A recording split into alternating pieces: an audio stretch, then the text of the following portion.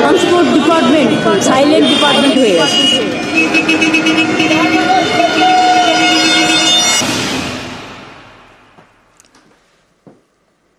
আবারও নজর রাখবো দিকে দিকে রাজ্য জুড়ে বাস যন্ত্রণার ছবি আমরা দেখাচ্ছি সকাল থেকে। চাহিদার তুলনায় রাস্তায় সরকারি বাস কোথায়, সংখ্যা তো অনেকটা কম। আর ডিপোগুলোয় তো সারি সারি বাস দাঁড়িয়ে রয়েছে। বহু রুটের ক্ষেত্রে কি দেখা যাচ্ছে, সরকারি বাস চলছেই না, সেখানে সরকারি বাস বন্ধ। তাই বেসরকারি বাসের উপরেই ভরসা রাখতে হচ্ছে সাধারণ মানুষকে। বাধ্য হচ্ছেন তারা বেশি ভাড়া দিয়ে বেসরকারি বাসে যাতায়াত করতে। আর বাস কম থাকায় অফিস টাইমে একেবারে উপচে পড়া ভিড়। অফিস থেকে ফেরতের সময়ও নাজেহাল অবস্থা, বাস পেতে অপেক্ষা করতে হচ্ছে দীর্ঘক্ষণ। আর পরশু প্রশাসনিক বৈঠকে পরিবহন মন্ত্রীকে ঠিক এই নিয়েই সতর্ক করেছিলেন মুখ্যমন্ত্রী। আগে একবার শোনাবো কি বলেছিলেন মমতা বন্দ্যোপাধ্যায়, দেখুন। ট্রান্সপোর্ট ডিপার্টমেন্ট সাইলেন্ট ডিপার্টমেন্ট হয়ে গেছে। অনেক লোক রাস্তায় দাঁড়িয়ে থাকে। কখনো কি সার্ভে করে দেখেছেন কোথায় কোথায় বেশি লোক দাঁড়িয়ে থাকে অফিস ছুটির পর? বাসের ফ্রিকোয়েন্সি বাড়লে তারা যাতায়াত করতে পারে। আমার চোখেতে প্রায় পড়ে। মিনিস্টার নিজে কখনো ভিজিট করেছেন? সারপ্রাইজ। তুমি একটা ট্রান্সপোর্ট মিনিস্টার, তোমাকে মাথায় রাখতে হবে কিছু কথার কোনো উত্তর নেই। আর এই যে রাজ্য জুড়ে বাস যন্ত্রণার ছবিটা, একটু বিধাননগরের ছবিটা আপনাদের দেখাবো। প্রত্যেক দিন নাজেহাল হতে হয় মানুষজনকে।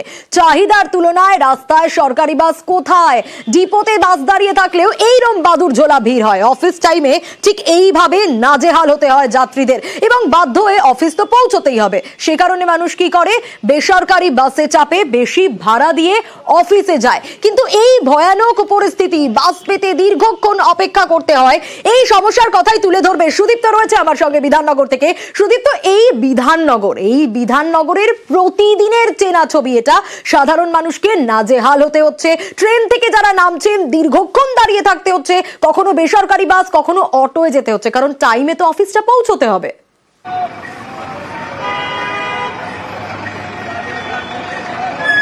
একদমই সোনিয়া, তুমি যেরকমটা বললে এবং তোমার মনে থাকবে যে নতুন বছর পড়ার দ্বিতীয় দিনই অর্থাৎ 2 তারিখই মুখ্যমন্ত্রী মমতা বন্দ্যোপাধ্যায় একটি প্রশাসনিক বৈঠক করেছিলেন। সেই প্রশাসনিক বৈঠকে পরিবহন দপ্তরকে তিনি কড়া নির্দেশ দিলেন এই বাস পরিষেবা নিয়ে। এবং পরিবহন দপ্তরের মন্ত্রী স্নেহাশিস চক্রবর্তীকে এই বাস পরিষেবা নিয়ে যখন তিনি প্রশ্ন করলেন, তখন মন্ত্রী কি বললেন, তিনি বললেন কিছু কিছু পরিষেবা হয়েছে। যদিও এই কিছু শব্দের অর্থ মুখ্যমন্ত্রী বুঝতে পারেননি। আমরাও যখন দেখলাম যে এই যখন সকাল থেকে একটি গুরুত্বপূর্ণ রুট এই বিধাননগর থেকেই বহু বাস কিন্তু ছুটে যায়, বহু গন্তব্যে যায়, বহুজন তারা অফিসে যান, কিন্তু সঠিক সময়ে পৌঁছতে পারেন না। দুটো চিত্র, একটা হচ্ছে সরকারি বাস দেখা নেই এখনো পর্যন্ত, একেবারে হাতে গুনে বলে দেওয়া যাবে যে সকাল থেকে এখনো পর্যন্ত কতগুলি সরকারি বাস এখান দিয়ে গেল। এবং বেসরকারি বাসের ক্ষেত্রে যেটা দেখা যাচ্ছে, এই মুহূর্তে যে ছবি তুমি দেখতে পাচ্ছ, আমার সহকর্মী খোকন সেই ছবি তুলে ধরছে, একেবারে যে বেসরকারি বাসগুলি আসছে তা কিন্তু ভিড়ে ঠাসা, কারণ তার স্টপেজ বেশি এবং আরও একটি উল্লেখযোগ্য বিষয়, তার ভাড়াও বেশি সরকারি বাসের তুলনায়। কিন্তু তবুও সাধারণ মানুষকে নিজের গন্তব্যে পৌঁছানোর জন্য, অর্থাৎ সঠিক সময়ে গন্তব্যে পৌঁছানোর জন্য এই বেসরকারি বাসকে কিন্তু ভরসা করতে হচ্ছে। পাশাপাশি যখন তারা বাস পাচ্ছেন না অথচ তাদের অফিসে পৌঁছতে হবে, ঠিক তখন কিন্তু অটোতে করে তাদের যেতে হচ্ছে, কারণ অটোই একমাত্র ভরসা, এবং সেই সঙ্গে অনেকেই ক্যাব বুক করতে হচ্ছে। তাহলে এই পরিস্থিতি কবে কাটবে, এখন সেই প্রশ্নই উঠছে পরিবহন দপ্তর। এই পরিস্থিতি কবে কাটবে সেই প্রশ্নই কিন্তু উঠছে। একদমই সুদীপ্ত, এবং আমরাও আশা রাখবো আমাদের এই খবর দেখানোর পর হয়তো পরিস্থিতি সত্যি খুব শীঘ্র বদলাবে। বেশ, বাসের ভিড়ের জন্য লোক উঠতে পারছে না, আলটিমেটলি আমার দেরি হয়ে যাচ্ছে। তো বাসটা যদি ঠিকঠাক সার্ভিস হয় তাহলে আমার পেতে পারি, তাড়াতাড়ি যেতে পারি ডেস্টিনেশনে। বাস যেহেতু কম ওই জন্য খুব ভিড় হয়। এবার বাসের যদি নাম্বার বেশি হতো তাহলে আমার আর অটো ধরতে হতো না, তাহলে আমার জন্য পকেট ফ্রেন্ডলিও হতো। সরকারি বাস দেখা যায় খুব কম এবং টাইম কোনো শিডিউল নেই। সেই লকডাউনের পর থেকে ইচ্ছে মতো দাম বাড়িয়ে দিয়েছে, দেখার লোক নেই, আমাদের পকেট কাটা যাচ্ছে রেগুলার। শুধু কি জেলায় জেলায় আমরা নজর রাখছি? না, একেবারেই নয়। আমরা বিভিন্ন প্রান্তের দিকে নজর রাখছি, শহর কলকাতার দিকেও আমরা নজর রাখছি, এবং আমরা নজর রাখবো এবার রাসবিহারী, অন্যতম প্রাণ কেন্দ্র শহর কলকাতার, যেখান থেকে বহু মানুষ অফিসে যায়, বহু মানুষ দূর থেকে এসে রাসবিহারীতে নামে, সেখান থেকে আবার অফিস যাওয়ার জন্য বাস ধরে। কিন্তু সেখানেও কিরকম অবস্থা? না, ছবিটা একেবারেই ভালো নয়। সকাল থেকে সেই ছবি আপনারা দেখেছেন। বিশ্বজিৎ রয়েছে, এখনকার ছবিটা তো তুলে ধরবেই, প্লাস সকালের ছবিটাও বলবে। বিশ্বজিৎ, সকাল থেকে তুমি নিশ্চয়ই নজর রাখছো, সরকারি বাসের সংখ্যা একেবারে হাতে গোনা, আর তাই সাধারণ মানুষকে বেসরকারি বাসের ওপর ভরসা করতে হচ্ছে। এই রাসবিহারী তো অন্যতম একটা পয়েন্ট, গুরুত্বপূর্ণ পয়েন্ট। সেখান থেকে বাস কোথায় সেভাবে?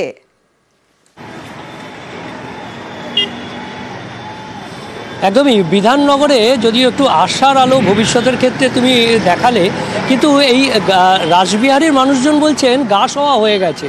দীর্ঘদিন ধরে এই বেসরকারি বাসের উপর ভরসা করতে হচ্ছে। রাস্তায় বাস হাতে গোনা, যেটুকু আসছে সেটুকু বেসরকারি বাস। সরকারি বাসের জন্য একেবারে প্রতীক্ষার পর প্রতীক্ষা, আর সেই নির্দিষ্ট রুটের বাসের জন্য তো একদম কতক্ষণ প্রতীক্ষা করতে হবে কেউ জানে না। কারণ সরকারি বাসে এখনও ভাড়া কম রয়েছে, কারণ সরকারি বাসের নির্দিষ্ট ভাড়া রয়েছে। বেসরকারি বাসে যে যেমন খুশি ভাড়া নিচ্ছেন।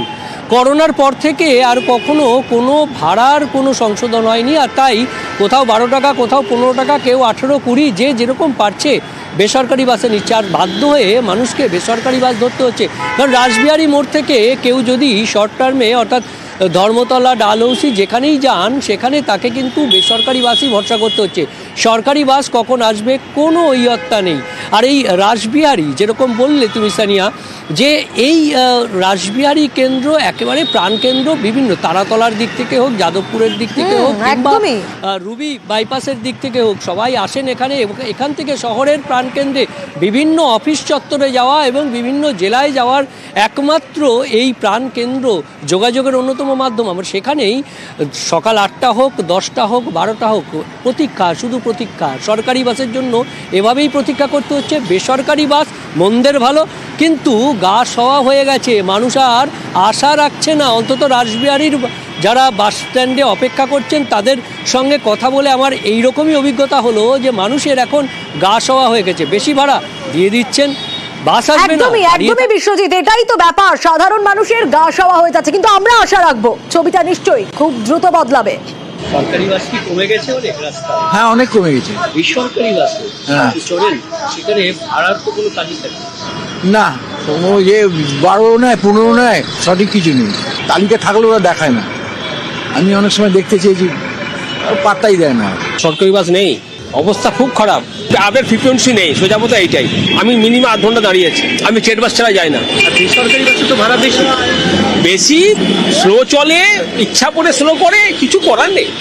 এইটাই সিস্টেম হয়ে গেছে, ওই বলারও লোক নেই। দেখলেন তো, যেমনটা